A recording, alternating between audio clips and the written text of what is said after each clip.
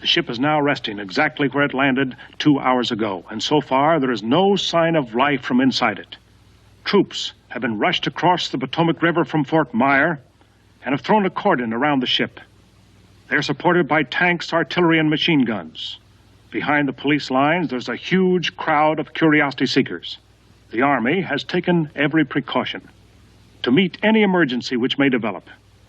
Every eye, every weapon is trained on the ship. It's been that way for 2 hours, and the tension is just beginning. Just a minute, ladies and gentlemen. I think something is happening.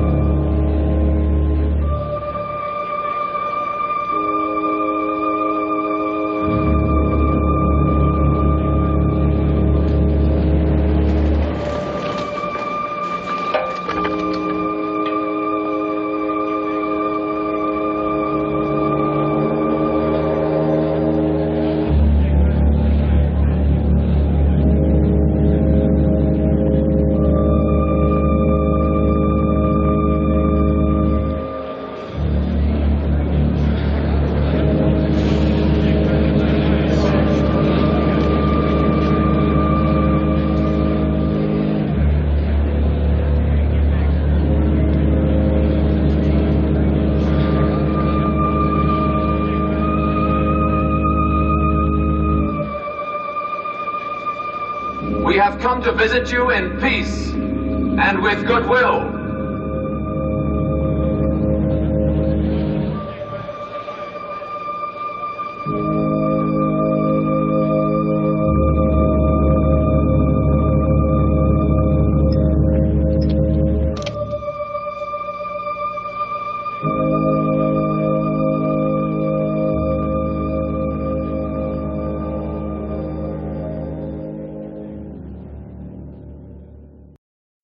Hello and welcome to Book versus Movie. This is a podcast where we read books that have been adapted into movies and then we try to decide which we like better, the book or the movie. I am Margot P. of coloniabook.com and this is my good friend and co-host Margot D. of Brooklynfitchick.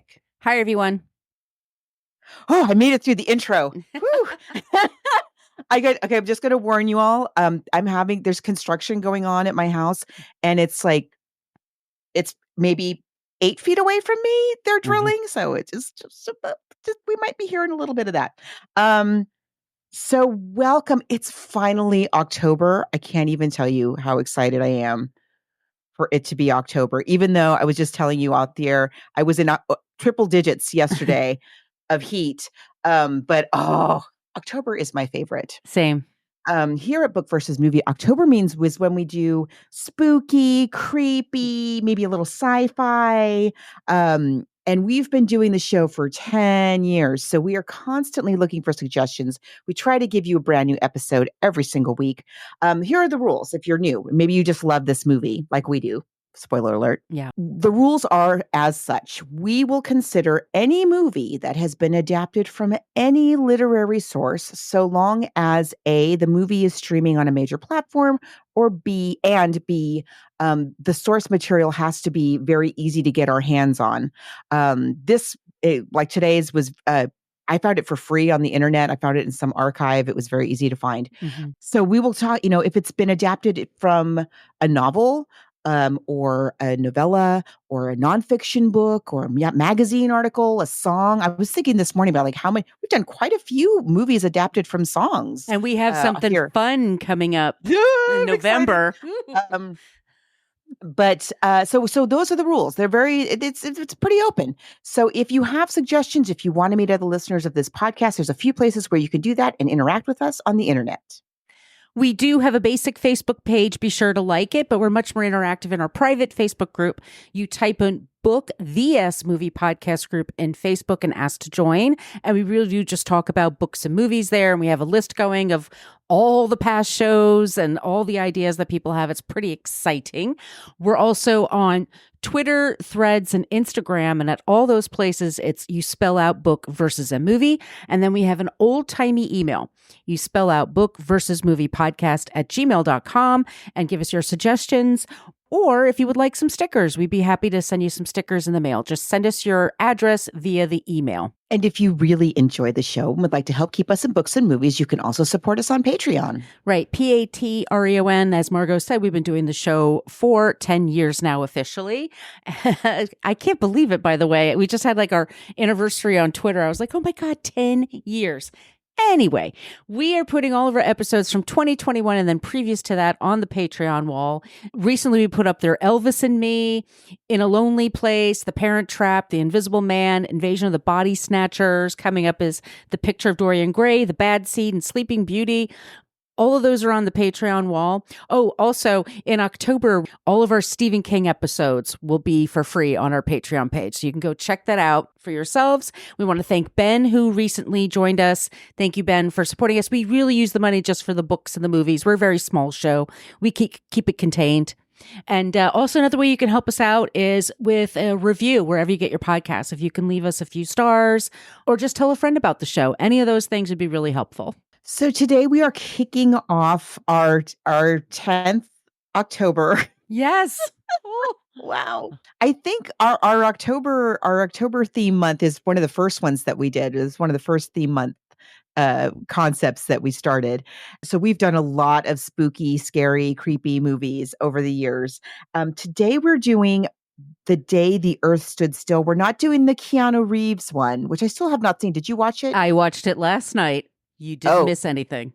Okay, good. Not good.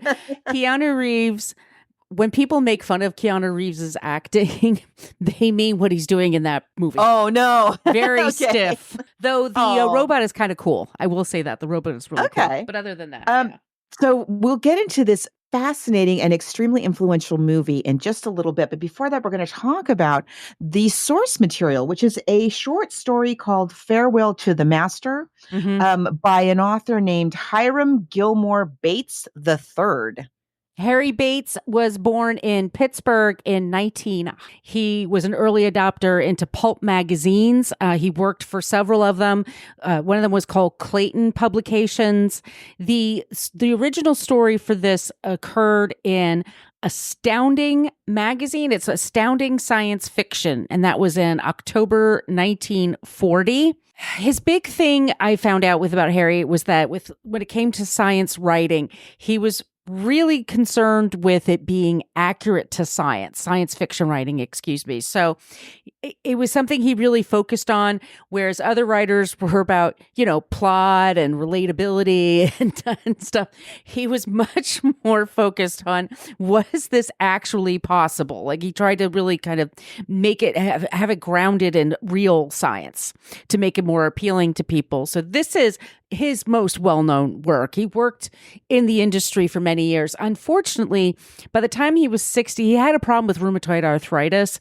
By the time he was 60 in 1960, he had to get Social Security because he just couldn't even hold a pen. His knuckles were so swollen. But he was well liked in the industry. He was a big supporter of science fiction. We should say something very important about this time, like 1940 and then 1951, when this movie comes out, we're going into World War II. So we have this rise of fascism. So there's a lot of talk in the arts about fascism and fighting power and how do how much do you put into helping other people with, but then 1951, it's after World War II, but it's the rise of the Cold War. And so this is all about like, a lot of science fiction, which I like about science fiction is it does make the human, talks about humanity and man's responsibility to other men and how we behave under stress. We can fix problems and how we can help people, but also how power can corrupt. It was sort of like this niche in the alley of publishing was science fiction and then the gory stories and stuff like that. But then when the world gets horrifying, it kind of does make sense. This stuff is like very relatable. And it's a way to kind of put your emotions into things is to kind of figure out like scientifically what's going on and how can we stop something. Anyway, he lived to be 80. This is his big story. He sold it for $500. I said to Margot, this book, we have a link in the show notes for you can get this story for yourselves. It's on audiobooks. I found some audiobooks on YouTube. This is quite possibly the dullest story I found this very hard to read and it's not a lot of pages. Here's the thing. I'm trying to be fair. Number one, it's 1940. It's a pre-Rod Serling Yes. the world. And these magazines were very popular, as you said, and they had to churn out a lot of content. Ray Bradbury, we talked about, he did a lot of stories like this for similar magazines. I'm sorry to say, this is not a Ray Bradbury. It's plausible. Sure. But in reading it, I felt in reading it, couple of things. Number one, I saw the ending coming from a mile away. It's one of these things where the title gives away the ending, which is never a good tactic. Yes. And I also was like, this is not for me. I'm not the intended audience here. Maybe if I were like a real sci-fi head, if I were a kid, who was just like blazing through these magazines on a weekly basis, I might be into this story.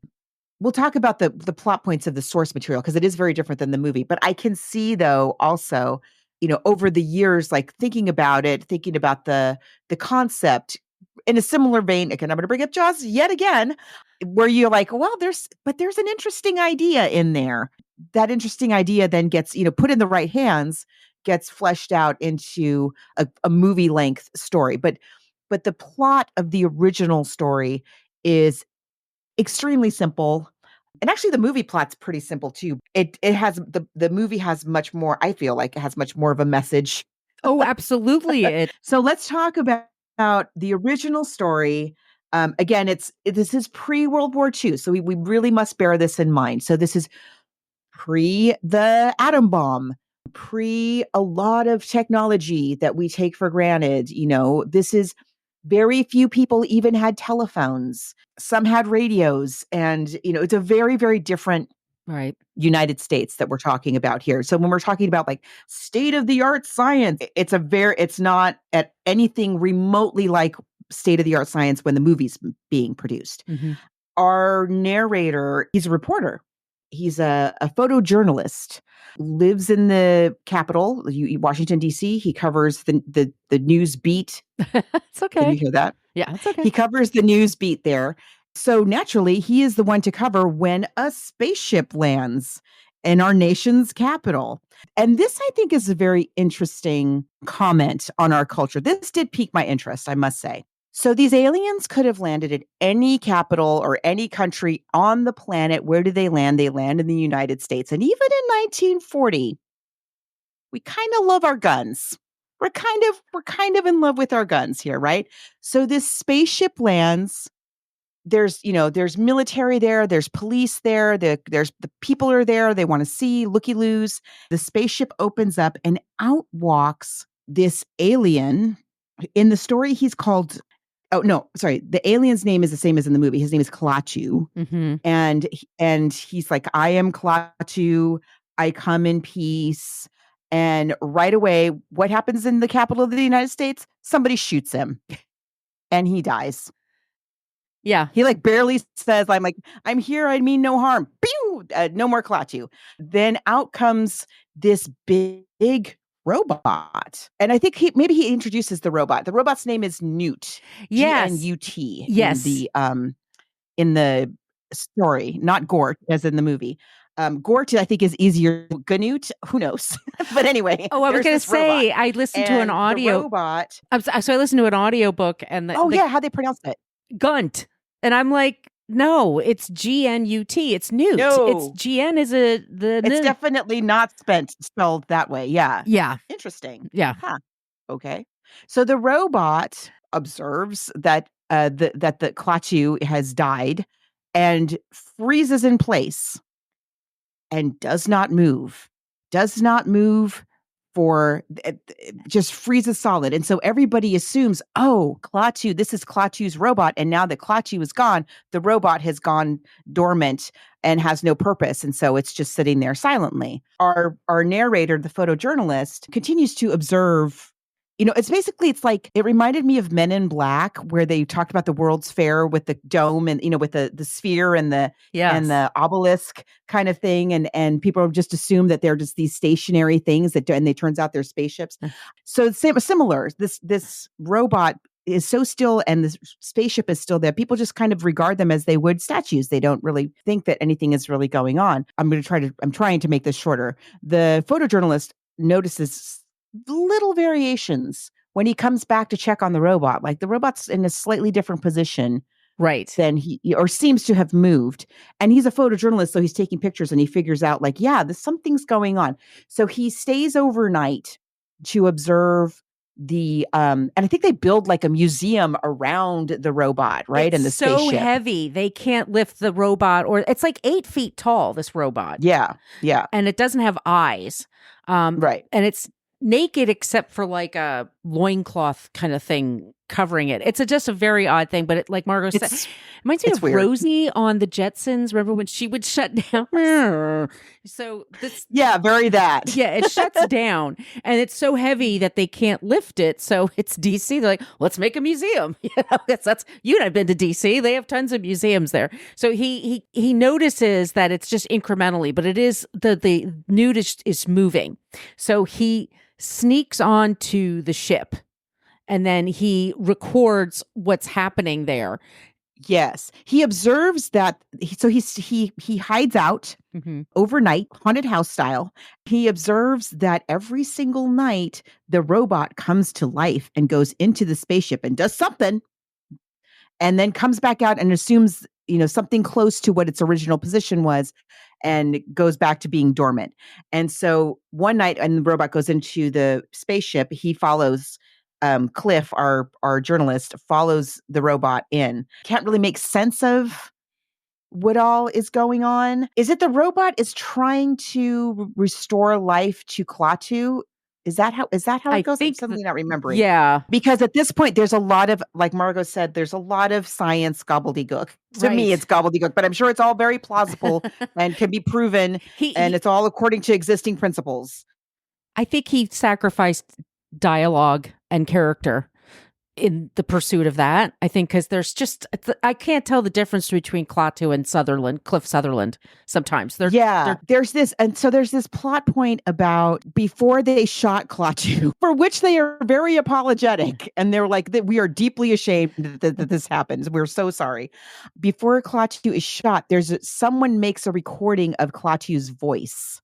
Saying like, I'm Klaatu when I'm here in peace and yada, yada. They're somehow using that recording to help restore Newt or whatever he's called is somehow using that with science to restore life to Klaatu. And Klaatu does come back to life. It's like a clone. He's cloning him. Right. Using a recording of his voice somehow, but the recording is not perfect. So the clone is not perfect. So the journalist is trying to help Newt in this project. And he tries to get the original thing that they used to record the voice. Again, this is all very rudimentary, kind of crude technology to compare to 10 years later. He brings him the original, tape recorder, essentially, that they used to record this brief message before they shot the guy. And spoiler alert, here's the spoiler alert that we all saw coming a mile away because what's the name of the story again? So Cliff says, here's the recording, Newt, I know, and there's all this rigmarole to get it. Here you go. I hope you're able to restore life to your master. And Newt finally speaks to Cliff and he says, you misunderstand. I am the master. And that's the story. So, it's just, it's fine. It's fine.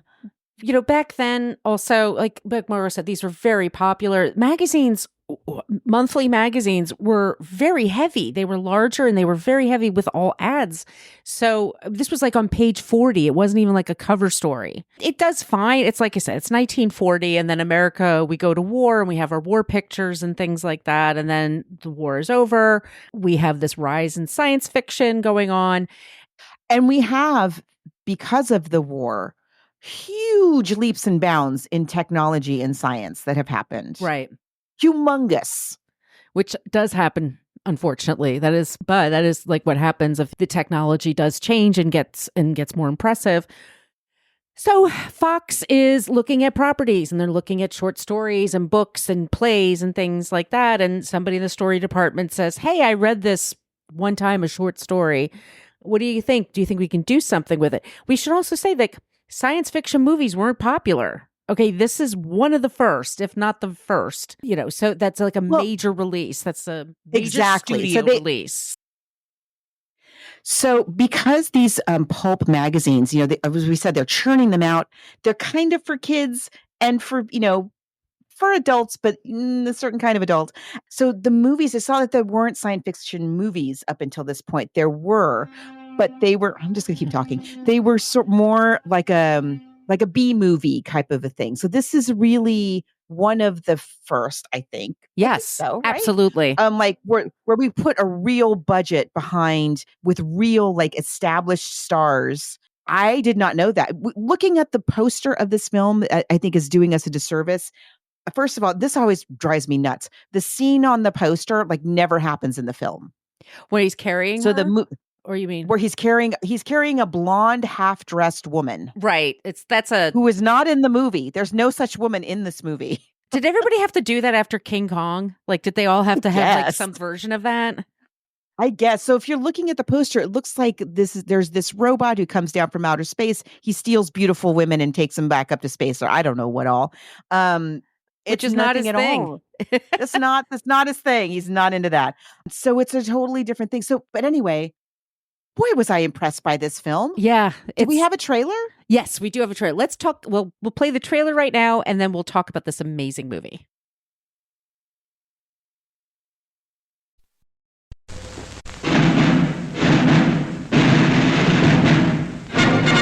We interrupt this program to give you a bulletin just received from one of our naval units at sea. A large object traveling at supersonic speed is headed over the North Atlantic toward the east coast of the United States.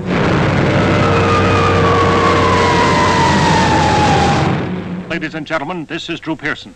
We bring you this special radio television broadcast in order to give you the very latest information on an amazing phenomenon: the arrival of a space ship in Washington. The Army has taken every precaution to meet any emergency which may develop. Just a minute, ladies and gentlemen, I think something is happening.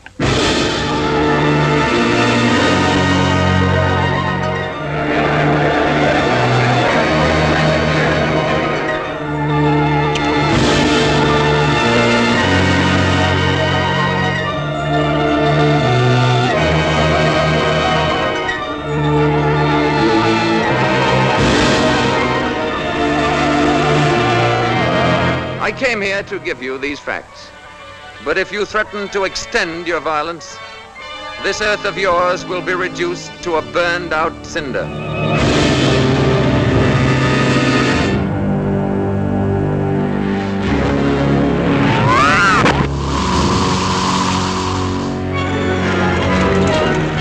But he's a robot. Without you, what could he do? There's no limit to what he could do. He could destroy the earth. All vehicles, close in. Let's go.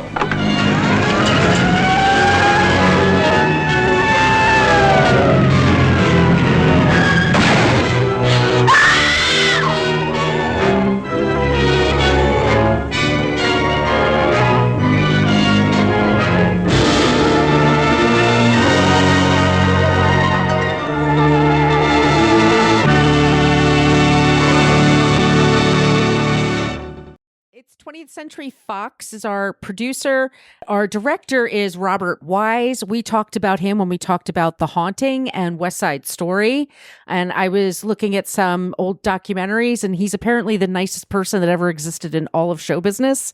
He was really just a lovely, sweet man. The screenplay is from Edwin North, and he and Robert Wise were friends together during the war. I think the script is great. I think he did a really good job of taking this material and adapting it. Like, he really... First of all, it's really fleshed out. We have characters that we care about. Yep. Yeah, it's quite... Also, it's filmed, so it's secondary location. They had a second unit, they call it in show business, where they filmed it at Washington, D.C. And we were just doing that Judy Holliday movie, Born Yesterday. I think I'm going to go to D.C. because I need to take a vacation there because it makes me wistful for it. But they shot this on a lot, most of this. And they have... and there were many people that wanted to be a part of this production, including Spencer Tracy and Claude Rains were in contention to play the lead in this movie. But we have Michael Rennie, who's a British man and he was a theater actor and was unknown to Americans. And that's part of the reason why they picked him. And I think also just because he's tall and handsome, he makes a good... It's so believable, right? Oh. It's really something. But I want to talk a little bit about the production. Yes, please. Before we get into the cast. Okay. Soundtrack, score, Bernard Herrmann. Just Bernard Herrmann in 1951. What? It's incredible. It's a great score. Yes. It's so good.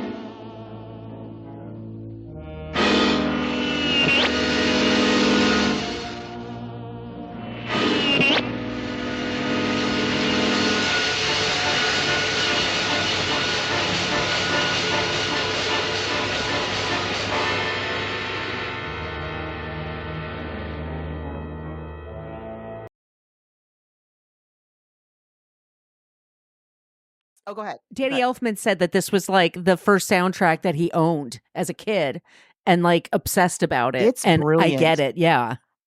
It's got the theremin. We've got our orchestra. It's just dramatic enough because the dialogue is very plausible, kind of kitchen table-y sort of dialogue. It's very good, and so the score is really helping to heighten the drama. Our costumes. Yes. Our costume designer is Travilla. So we have the spaceman, which again, I think is very understated. But then we've got a lot of ordinary folk, different echelons of society that we're looking at with the costumes. This gentleman also did the costumes for Gentlemen Prefer Blondes. Oh. How to Marry a Millionaire. How to Be Very, Very Popular. He worked on Dallas. You've seen his work in many, many, many films, classic Hollywood films. He's the Thornbirds. I mean, this guy is no slouch. Then we have, for the design of the spaceship, who should we ask? How about Frank Lloyd Wright? What? Frank Lloyd Wright had created this office space in 1936. It was in the Midwest. Johnson & Johnson? Yeah. Johnson Wax. Like floor wax? Yes. Yeah. And groundbreaking design. It's this building. Beautiful. Yeah. It was gorgeous. And Frank Lloyd Wright also really loved publicity. He was always doing media. He was always doing press. You know, you don't know the names of a lot of architects. You know Frank Lloyd Wright because but he also was a visionary. And so the art direction was inspired by that building, like the circular and the way that it looks. So it looks very space age, but it's not. It's so many. It's such an early. It's from the 30s, and one of the things that I think is really cool. There's a quote from Frank Lloyd Wright where he talks about how the spaceship. They make this big deal about how when the spaceship closes, it opens up and then it closes, like there's a hatch, right? Mm-hmm. But when the hatch closes, the whole thing is impermeable. It's a solid surface. And so he said that he was inspired by for the exterior of the spaceship, quote, to imitate an experimental substance that I have heard about, which acts like living tissue. If cut, the rift would appear to heal like a wound, leaving a continuous surface with no scar. And I believe that the substance that he is talking about is what we now know as corian, like for countertops. Oh, I don't know what that is. You don't know? Oh, so corian. So those of you in suburbia maybe know about corian countertops. It's a composite product of science, and it's very sturdy, like a granite countertop would be. But if you accidentally slice into it and you make a gash in it, you have to work really hard to do that. But if you make a gash in it, you can get it buffed so it totally heals over. And also, you can put like a piece of corian next to a piece of corian next to a piece of corian next to a piece of corian, and you can again buff it in such a way that it fuses. So you could have a piece of corian that goes for 1.5 miles if you wanted to. So I think this is the material that he's referring to that inspired him for the exterior of this spaceship. So those of you who have corian countertops, wow, that's yeah, they're not cheap. They cost as much as, if not more than, marble stone surface. Yeah, but they do last a very, very long time, and they do heal, which is kind of a cool thing. What I really liked about the production on the whole, it looks really plausible. Like, her home looks like a real home, like that a woman like that would have. She's a secretary at, like, I forget, the Department of the Interior or something like that, because she lives in Washington, D.C. She's a single mom. We assume she's a widow. It's after the war. And then she's got these people who live in this house. She kind of lives in sort of a boarding house kind of situation where the neighbors all come together for meals. She lives with Aunt B. We'll talk about that in a minute. The cast is amazing. But all of the locations, there's like, they go to this scientist, and he's got his little lab in the basement, and that's all very interesting. It's really, really good. It's so well done. I wish the poster were better. I think a lot of people must have been turned off by this poster, not realizing like it's a serious movie. Yeah, it is kind of like dolling itself up to be like a monster picture when they're not the monster. This is a case of where we've had this from H.G. Wells and War of the Worlds, like anything coming from space is out to kill us. It's out to destroy us. And this is a story where they decided to make it about human beings created the atom bomb just a few years before. It's a very different landscape. Yeah. And what other things can we create to dominate and to get ahead in the world? And so it's so fascinating what they did here, because they still have the studio systems. They still have the Hays Code that they have to follow. And there's at one point they made the spaceman not scary and not evil. But when he shows up, everybody worships him. And so the way they get away with that is they give him the last name of Carpenter in the movie. And it's this Jesus parable. Do we know that's a carpenter? Jesus and pals. So so they create this parable of like, he's Christ and he's coming here to save us.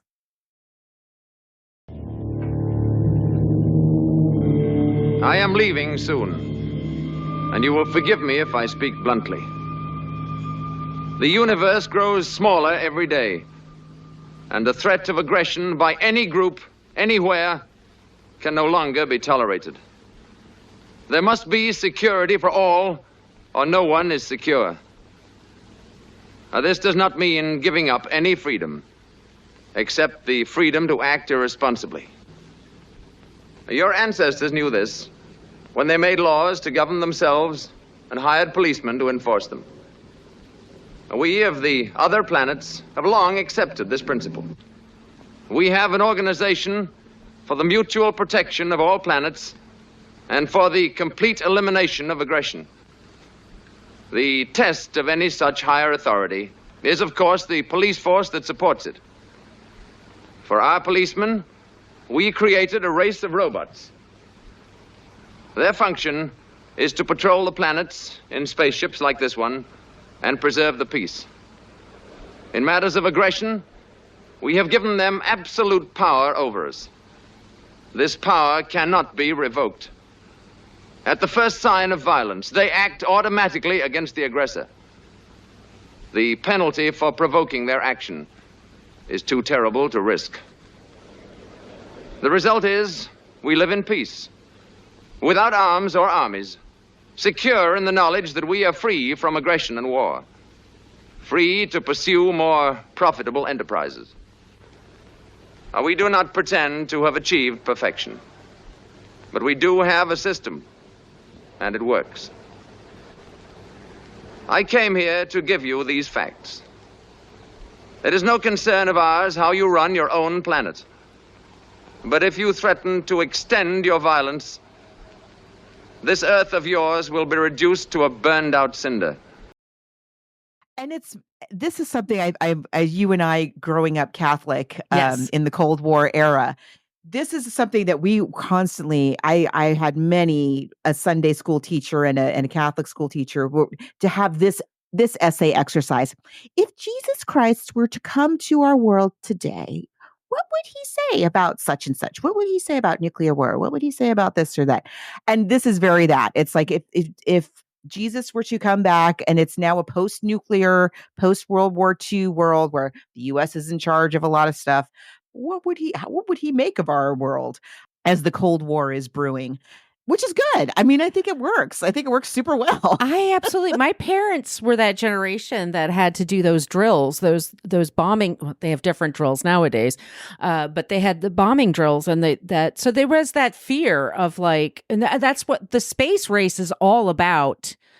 You know, America, like, it's fighting Soviets, like, to get to space. Like, whoever owns that can then rule the world. And so there's that fear going on in DC, and there's that motivation that they have. So this picture, 1951, I mean, so we talked about the casting. So we have Michael Rennie is playing Klaatu. Yes. So who in the film? We'll get to the plot points of the movie, but in the film, Klaatu is not killed as soon as he steps out of the spaceship. Spoiler alert. So because he's a character throughout the whole movie, right? He lives. Yeah, he lives. Klaatu lives. And in this, we don't have. And I love this that they did this, but they have Patricia Neal as Helen Benson versus Cliff, the reporter. Who cares? This is the reporter's not an interesting guy. He has no relationships with any other human for some reason. But we have this woman that we really, and it's Patricia Neal, who's fantastic and everything. She's a smart lady. She's a secretary in a very important government job, and she's a single mom. Her little boy, Bobby, is played by Billy Gray, who was Buddy on Father Knows Best. That's kind of the role he was a very, very famous child actor. He's super good. He's very, great. very good. And famously later became a very important advocate for child actors and former child actors, especially those who suffered abuse and exploitation. Like he really kind of a special guy, but a very, very gifted little guy in at this time. And so that's our mom and daughter and son. I think Bobby meets Klaatu first. The son, sorry, mom and son. He's not that good of an actor. They live. The mom has a boyfriend named Tom, who is played by Hugh Marlowe, who we talked about when we talked about All About Eve. Yes. He's kind of the other, not Gary Merrill, but the other guy who's in All About Eve. Very good looking. I mean, they were friends. They really kind of. Patricia Neal said that they were old friends. They did scenes together before. Good chemistry. Great chemistry. Sam Jaffe is Professor Jacob Bernhard. Lovely. He was actually a mathematics professor who dabbled in acting. So this is a guy who actually knew like what he was put on that chalkboard. Like he had that, that's really cool. Bona fides going for him. Frances Bavier, is that how you said her name? She's Mrs. Barley. Aunt B. That's all I know her as, Aunt B from the Andy Griffith Show. And then we have Locke Martin as Gort. So Gort is the gigantic robot. Locke Martin was a man who had gigantism. He was over 7 feet tall, married, and had 9 kids. By the way, I wonder how tall they turned out to be. I don't know. But he I forget what he did. He was an usher at Grauman's Chinese Theater. Yes, And correct. then he also did some acting. And so he usually Mhm. played monsters and aliens. Giants. Giants. Like Andre the Giant, we talked about The Princess Bride. Mhm, He was mhm. this very tall, gigantic man. But Andre the Giant famously couldn't lift Robin Wright when he had to hold her because his back was such a mess from all those years of wrestling. And Lock Martin, also very frail. He could only be in that costume for maybe 30 minutes and then they had to get him out. Oof. So he's also not carrying her. Like but so they had to create the suit for him. So he was like 7'7" when they put the suit all together. And it's a great visual effect. I mean, really is very well done. It's not overly wrought. Like it's just enough. It's very modern looking. So he was in a short selection of films, including Lady on a Train, Invaders from Mars. Yes. He plays a Yeti in a movie called The Snow Creature. So I just got to give you an idea. It's a great cast. It's a super good cast. And then we have a bunch of people, like when the spaceship lands, there's all, and I really love this. It's 1951, right? I knew you would. Okay. It's pre Brown versus Board of Education. It's pre Civil Rights Movement. The spaceship lands in Washington, D.C., our nation's capital, which is even then was a very diverse community. And so like people from all walks of life converge on this, park, lawn where the spaceship has landed. So we've got Black families, we've got different ages, you could see by their clothing, by their costumes, different economic status. We have very wealthy, influential people who show up. We've got military people who show up, but we also got just regular people who happen to be out for a day in the park with their kids and all, which is really cool. And so everyone is shown on very much equal footing. Like this, as a quote unquote, this is society who's hanging out in our nation's capital on a Saturday afternoon or whatever it's supposed to be. And this is who's there. And it's not segregated. It's not divided by class or anything like that. Everybody's just out enjoying the nice day when this thing happens. And it's just really, and the camera like really holds each of these different little factions. Like they want you to see this is who's there. Americans. They're in the capital of our nation. These are our people. These are the American people who are out in this park. It's amazing. It's so good. And then you've got the score, the Bernard. I mean, it's awesome. And so Klaatu, the spaceship, this Frank Lloyd Wright spaceship. I mean, they are just doing this. Very classy. Yeah. So the Frank Lloyd Wright ship lands and Klaatu steps out. And then similar to the original story, he's like, "Hey, I'm Klaatu. Come in peace. I've got a message." And of course, somebody's like, "Pew!" The Army, by the way, the United States military did get a copy of the script and didn't approve of it, but there's a local cavalry wherever they were filming, and so they used their equipment. Oh, interesting. Yeah. Oh, that's very interesting. So yeah, what happens is Klaatu reaches it. He has a pocket. His spaceship has a pocket because everybody should have pockets. Pockets, yep. And he reaches in and he pulls out this little. It looks kind of like the thing you use to give yourself a head massage, like little prongy things. It doesn't look like a weapon at all, but because he's pulled this thing out of his pocket, some rogue soldier shoots him, and he's like, "What do you do?" Klaatu's like, "I was going to give this to your president. It's so he could talk to other planets, but okay." I guess it's garbage now.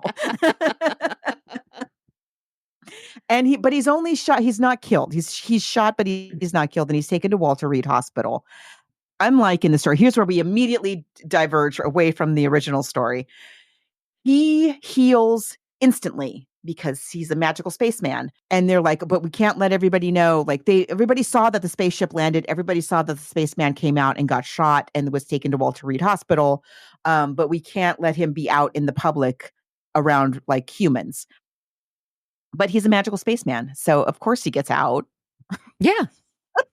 Gets out, gets himself a suit of clothes. It's like, my name is Carpenter. He sees it someplace or other on a sign or something. And he's like, oh, that's a good name for a Jesus-y spaceman. Space Jesus. I'm Mr. Carpenter. I don't remember if he meets Bobby first or he shows up. He wants a room. He wants a room in the boarding house where Patricia, Neal, and Aunt B and Bobby and this other guy live. And they rent him a room because, like, sure, stranger walks into the house. It's different It's time. 1951. You seem fine. Have a room. That's a nice suit. Sure. You stay with us. Yeah, you seem clean. Checks out. And Bobby immediately takes a liking to him.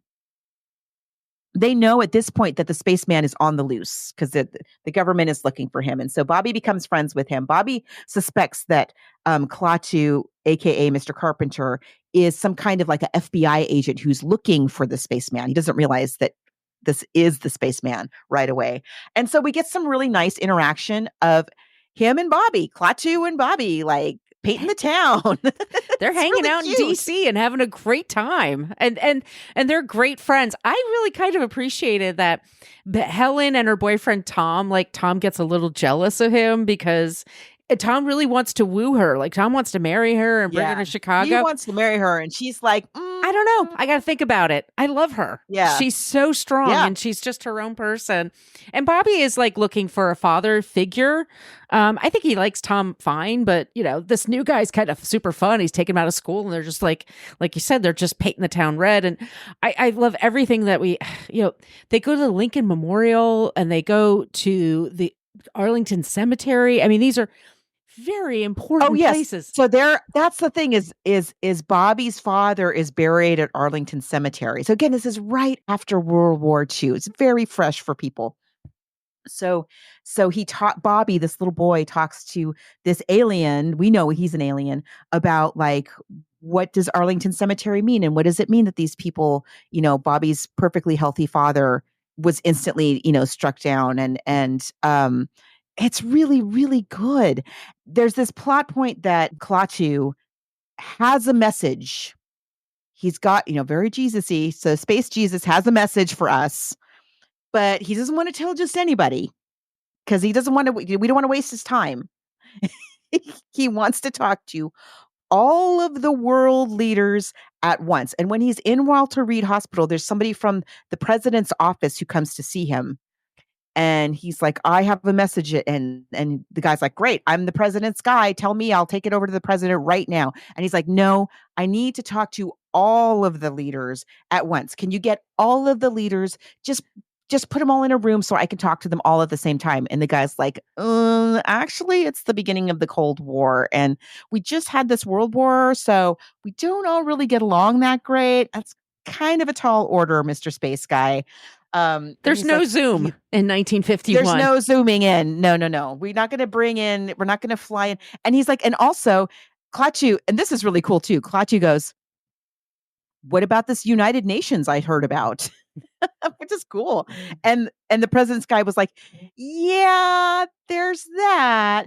But first of all, we say United Nations, but it's actually not all the nations. Like you're saying you want all the nations. It's not really. That's just some of them. And he's like, no, I definitely want all of the nations. And he's not getting anywhere. And that's why he escapes the hospital. And so he says to Bobby, his friend, he's like, I'm not able to get all, he says, since I'm not able to find all of the most powerful people, like all the leaders of nations together at one table, maybe I could get all of the smartest people that those people will listen to together. And he says to Bobby, who is the smartest person in Washington, D.C.? And Bobby's like, oh, it's Professor, what's his name? Barnhart. The B, I think. Barnhart. That's Professor Barnhart. He's the smartest man. And so they go to Barnhart's lab. Barnhart is not at home. But there's an equation that he's been working on for months and months and months and months on the chalkboard. And Klaatu, of course, like just strolls up and doesn't want to spoil his fun. He just kind of helps him out a little bit with a couple of little clues Matt here and Damon's there. it. He does fully. And he leaves a calling card. I'm Mr. Carpenter. I'm rooming at this house. Please have the professor get in touch with me, which he does. And then he wins the professor over with his sciencey skills, out of this world science skills. And the professor is trying to help him get all of the smartest people together, but it's taking a minute. It takes a minute. Meanwhile, the hysteria is building because the spaceship and the robot are still standing there as they are in the story. And people are really people are afraid of the spaceman. And he knows, like, they've already shot him once. Right. For no reason. And there are tanks surrounding it. Yeah. Now they think he's dangerous. And so, yeah, he can't just like walk into his spaceship and go away. So but through Bobby, and this is really fun too about it. Like, it's the little boy that is the key component in this whole story. So the little boy forms the friendship with the alien. The little boy tells his mom the truth, but she doesn't believe him right away. But eventually he convinces her, and she now is on the side of the alien as well. So now we have the mom and the son who are on team Klaatu. Yay. And there's a little bit of sexual tension there. With Patricia, Neal, and Mr. Because he's handsome. Very handsome. Yeah, he's handsome. And apparently, Margot, smart. He flirted with Billy Gray's mother. And Billy Gray thinks his mother and him had a thing going. Ooh, at the time. But he said he was a very nice man. He was okay with it. Like, he really liked it. I know. There's so many good stories. So cool. We cover so many movies where there's like a terrible history on the set, or there's just like nobody remembers it. And this is the opposite. This is where like people have really good feelings about it. It's really super good. So he knows like he doesn't have the best chances. He's not going to maybe not have time to deliver his message.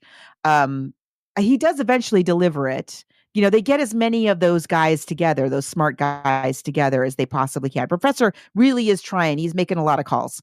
And he does gather together some smart folks there at the spaceship.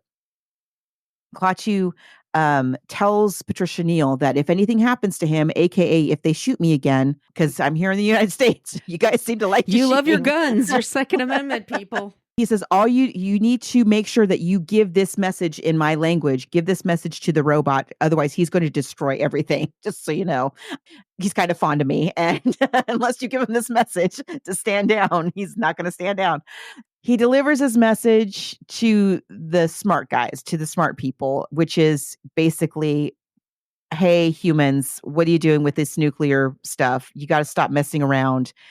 What you're messing with is so destructive that it's starting to impact the rest of us in the galaxy, and we're not going to really put up with that. Like, you're cute having your little world wars and cold wars and whatnot here, and that's fine as long as you're not hurting anybody else in the galaxy. But this is very serious now. You actually could like mess things up for everybody, and we're not going to let that happen. So if we see that going on, if you guys are going to continue on this road, Earth is going to be over. Sorry. It's nothing personal, but that's what's going to happen. So that's his message, which is, kind of the message of the nuclear age, and kind of how the Cold War sustained itself for so long, because they had theirs and we had ours, and everybody was, the quote unquote Mexican standoff. We should also say that he gives Helen something to say, which is what they have that they created for the picture that's not from the story, which is Klaatu, Barada, not in Nikto. None of this stuff what we're talking about.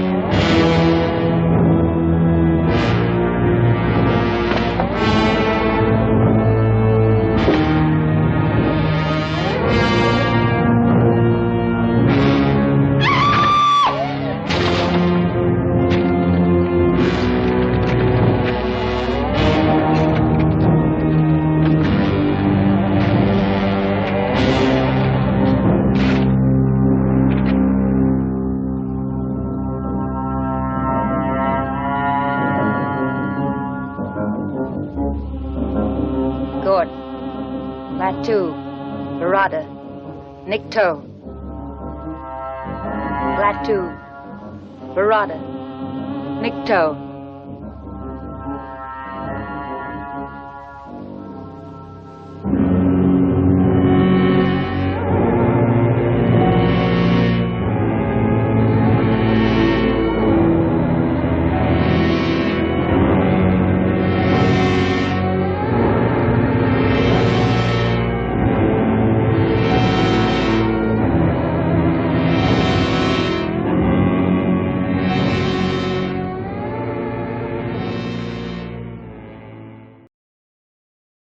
This is, Very by the way, famous is this your line. first time watching the movie? It's my first time. Yes. Okay. Yes. So people who love this movie and seen it 1,000 times, this is new for us. So please forgive us if we don't get everything. But Yeah. apparently this is a big deal. Klaatu, Barada, Nikto. This is what she says.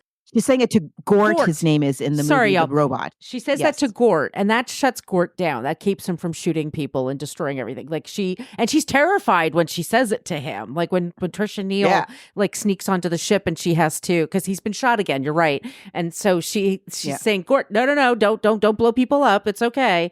So it's like it buys them a little bit of time, and then apparently that's something that's used in science fiction all the time. Since then, it's I don't know. But Klaatu is shot and killed, and he's moved to a separate place.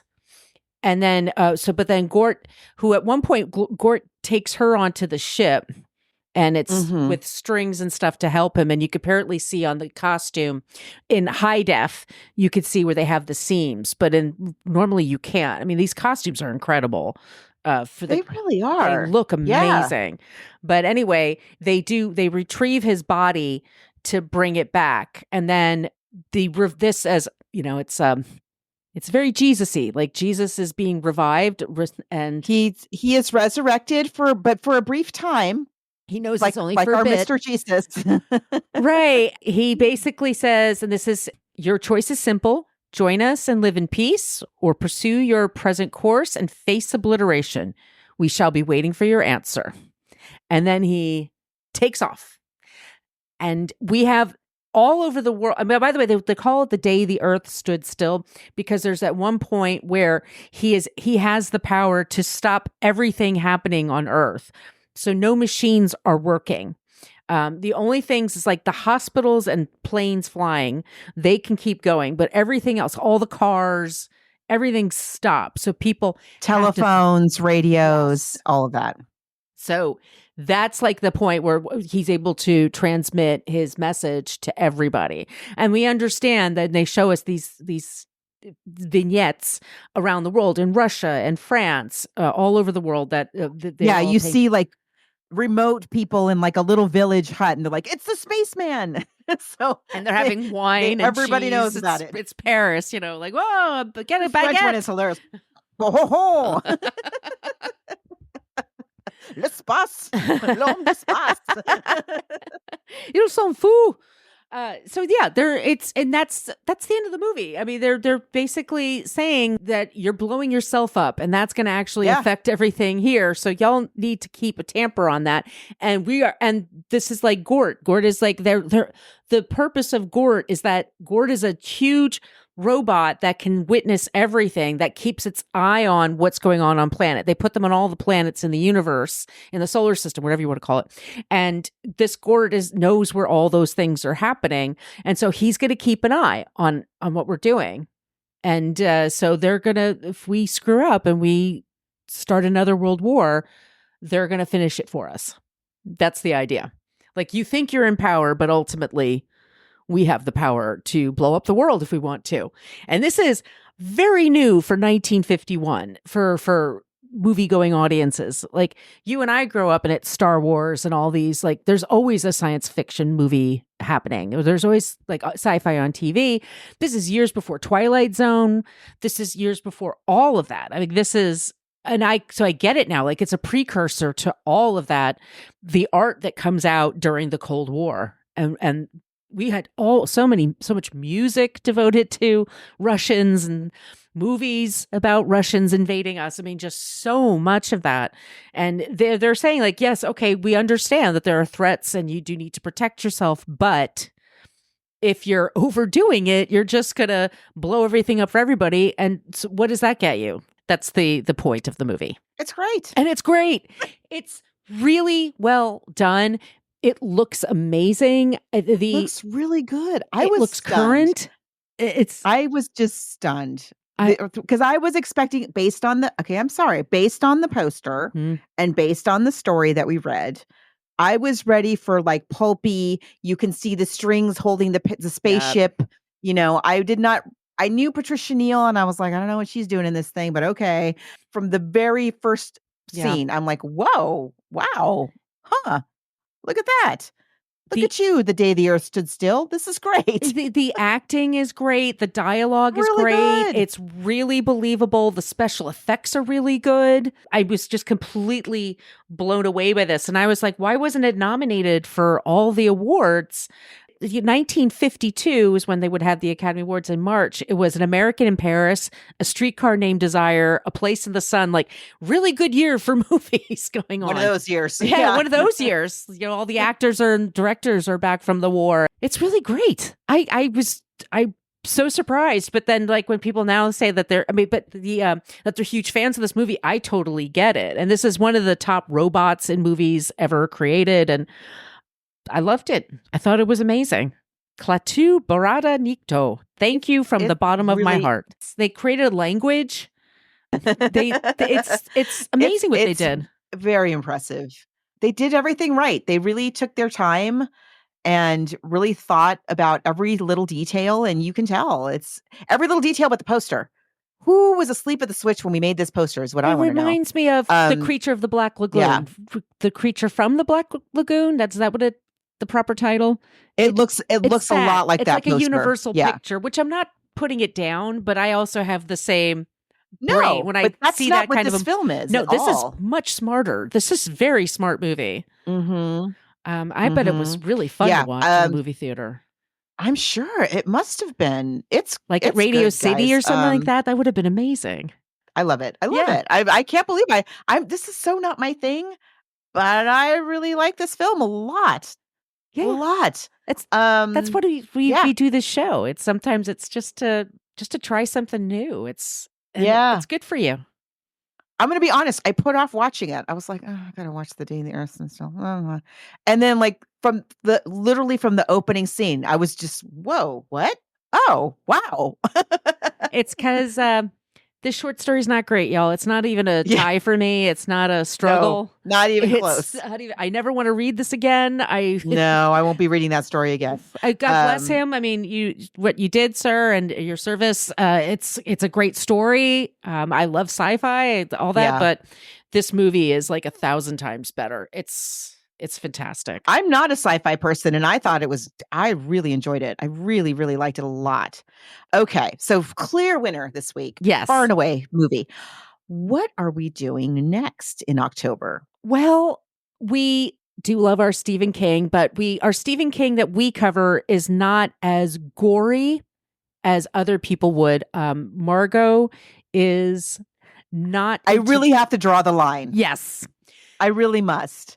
As much as I do love Stephen King, I think he is one of the best. He's one of my favorite American writers. I think he is such a brilliant, brilliant writer. But I can't with the slashy and the gore and the killer children and things like that. That's not her bag. No. We're not going to do Cujo anytime or Pet Sematary or any of those others. So we're going to talk about a movie that I just love, and it's called Dolores Claiborne, and it stars Kathy Bates, who is in a new version of Matlock, which I watched, Margot. Oh my God, it's so good. Right? It's so I good. know. Oh my God. I know. I'm so excited about this show. You guys listen. I mean, we're not sponsored or anything, but I want to tell you. There's a new version. If you haven't heard about it, there's a new series of Matlock coming out starring Kathy Bates. Right. And they put out a teaser first episode. I don't know when the rest of them are going to air, but there's the first episode is available for free. You can watch it online. It's so good. It's so smart. It's so good. It's really smart. And she's a brilliant character. Jennifer Jason Leigh is her co-star. And so that's going to be the next episode. We're both super excited about that. And then we have something really fun coming after that. So we have like one more we need to come up with for October. But please send us your suggestions, all those places